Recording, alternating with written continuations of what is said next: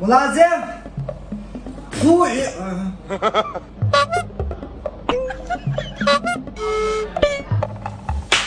Nima lazım?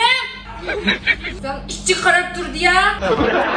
Nima lazım mana botu velosiped traktorimi mana shu taraqshib beradigan boshlanmachida. Oshxona bu oshxona, tomoq yeydigan yer. Aşkımdan ay tamak yeme, nima kirib o'q yo'lim azalib urasiz. Tasdid bizni urdi. Yemsiz yemamsiz? Yeyma. Nima yeysiz? Ho'g'u yeyma, bu ho'g'u ham kirgan ekan. Nima qazan yeysiz? Açık qazınlar qancha pul? 48 koy. Tatlı qazınlar-chi? 48 koy. Açık qazandim so'q qilsizlar. Beksatda qutuq sovuq qilmaysiz.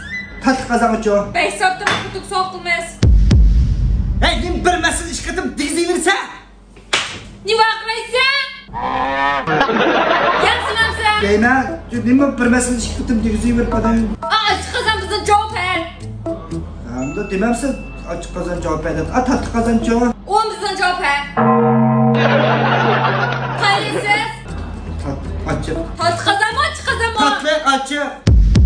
Açık. Beksatda bir sılı var. Bakalım video çalaqı duram.